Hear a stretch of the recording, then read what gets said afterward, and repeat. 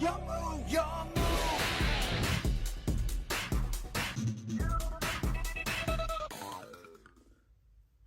starting off with today's deck profile, we have triple Rescue Ace Hydrant.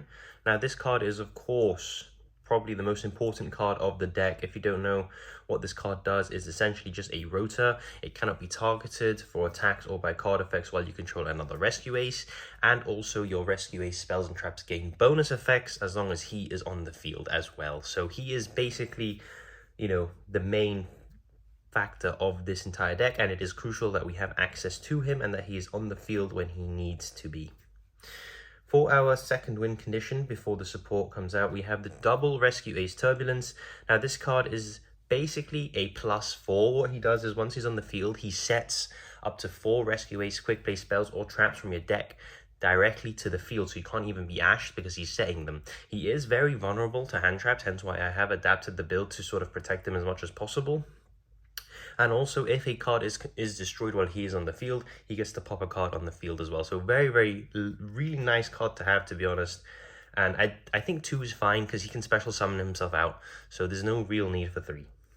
For our other big machines, we have double of the Rescue Ace Fire Engine and 1 Fire Attacker. These ratios will change once the new Rescue Ace comes out. If you don't know, he's absolutely insane. He's like a Book of Moon. He brings cards back. He's ridiculous. But for now, we got 2 Fire Engine and 1 Fire Attacker. They're good because when you normal or special a Rescue Ace, they summon themselves out. And if your opponent special summons a monster to the field, you special one out your deck. Or if your opponent adds a card to their hand, except by drawing it, you draw 2 cards and discard 1. So I think they're sort of still very nice to play, but I don't think they're going to be as important as the new guy when he does come out. For our warrior package, double of the Rescue Ace Airlifter. This is going to be our spell and trap searcher. This definitely comes to 3 once we get the new spell, but for now we play 2. If you don't know what the new spell does, it's basically an E-tally for the deck, so it's ridiculous. But for now we're playing 2 Airlifter because the spells we can search aren't that impactful as the Rescue Ace Emergency is going to be. We have double Rescue Ace Impulse. Some people don't play him, some people play him at 3. I think 2's fine. I sort of always use him as a hand trap. If your opponent activates a monster effect on the field while he's in your hand or in the field, you contribute him and special a Rescue Ace out the deck. So sort of like a cool E-tally hand trap, and that's why I play him. And also he can get rid of the Rescue Ace Noir because it makes your opponent choose, so it can actually go through that as well. And to round it off, the monsters, we have 1 Rescue Ace Monitor, just basically to search our spells and traps, and they all have the quick effects to sort of do things when your opponent does something. So they're very nice, and they're all warriors, so you can search them out with reinforcement of the army. That is it for our Rescue Ace monsters. Going on to the spells, we have 1 Rescue, 1 Alert. Again, as I said, these are all settable from the deck, so we only ever need the 1 because we just recycle them with the field spell as well that we play at 1. Rescue and Alert are essentially very similar cards. What you do is you can target 1 monster to your opponent's graveyard instead if you control a Hydrant. If not, you target 1 of your own and you add it to your hand. If you have a Hydrant, you special summon it to the field. Alert adds you a Rescue Ace monster from your graveyard back to your hand, or if you have Hydrant, it is a Rotor. Rescue Ace HQ, this card's ridiculous, and in the grind game is how you win. It gives you 2 normal summons every turn, gives you an attack boost, and also during your main phase, you can target up to 4 Rescue Ace spells or traps that are in your grave or banished, shuffle them into the deck and draw a card, and then the Turbulence will be able to set them again. So that's how you basically keep the rotation going. For our traps, we have 1 Contain, which is basically our imperm for the turn, and also if you control a Rescue Ace Hydrant, it is a no material, which is very nice. And we also have a Extinguish, which is a pop, and if you have Hydrant, you also cannot activate those monsters' effects for the rest of the turn. And we have 1 Reinforce. Now, Reinforce doesn't gain a bonus effect if Hydrant is on the field, but it does have 2 effects nonetheless. You target a Rescue Ace monster you control. It gains 1,500 attack and defense, which is absolutely huge to have on a trap, and you can do it during the damage step. And it's also unaffected by your opponent's monster effects. So this is a really cool way to keep your Turbulence on the field and make sure that his pop goes through. And you can banish this card from the graveyard, set a quick play spell or trap, a Rescue Ace spell or trap in your grave. I think it's just actually spell, Rescue Ace spell in your grave. You set it, and also if you control Hydrant, he allows you to activate 1 set Rescue Ace spell that turn. So that is how you basically can banish it, set, let's say, a rescue, for example, in the end phase, and immediately activate the rescue if you have the Hydrant. So really cool card, really underrated support in my opinion. But of course we are getting new support as well, and that's going to take this deck to a whole new level. But for now, I think this card is still very, very good. For cards that aren't Rescue Aces, we play only the one, Gizmek.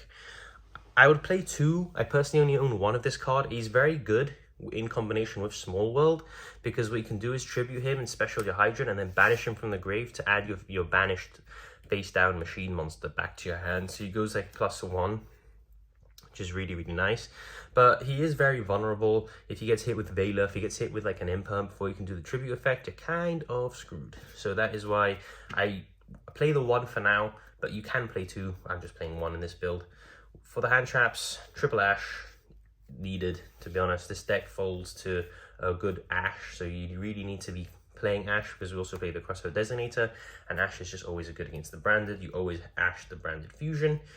We have triple Effect Veiler. I'm playing this because it's not once per turn, and also because Effect Veiler can wreck your Turbulence. So that is why I'm playing the Effect Veiler. And I'm also playing the triple Imperm for the same reasoning that it's a good hand trap draw. You know, if you go second, if you draw it as a 6th card, it isn't once per turn. And also you can cross out Designator this if they try and do it on your Turbulence as well with the Veiler. And I think that covers everything, since Gamma was indeed limited. So I don't think you'll be seeing many Gammas this format. So that sort of protects your Turbulence from pretty much every hand trap at the moment that I can think of. 4-hour spells, triple Prosperity. I know this card's expensive, but you don't care about the extra deck, so this card's just an amazing consistency piece. We have triple Small World, again, just really good consistency. Once you figure out the bridges, this card's very easy to resolve. You just need to figure out the bridges beforehand. I recommend you do that before a tournament and not during a tournament, as the card is quite confusing. Double Crossout, just to protect you from the Veiler and the Imperm and some Ashes as well. If you can play through the Ash, I always recommend you hold the Crossout, because you really do need that Turbulence to resolve. If they interact with that Turbulence in any way, you're kind of the big screwed. So if you can play through the Ash, obviously hold the Crossout. If you can't, obviously you're going to have to cross out it. But it is very good and gives your Turbulence a bit more protection. We have 2 Paris map. Again, more consistency as your Hydrant. Halves your life points, which is incredible if you go against the Gold Pride matchup, because then they won't be able to special summon themselves.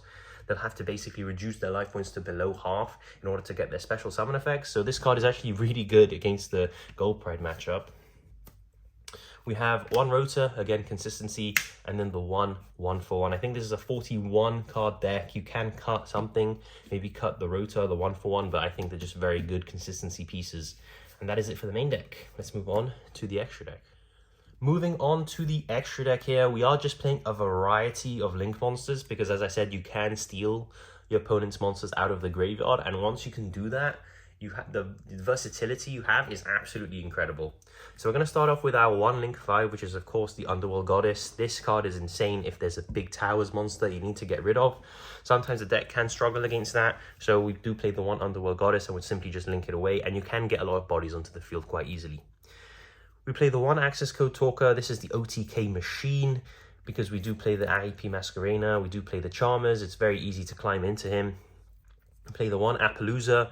Sometimes you can make this if your hand's absolutely insane. If not, you're going to be making this later in the game to sort of control the board state and secure the win. 1 Topologic Bomber Dragon. This is cool because, as I said, you can special summon monsters from your opponent's graveyard, and you can special summon your own Rescue Aces too with the Rescue Ace Impulse. So that will trigger the Topologic Bomber Dragon, and it's basically a Raigeki.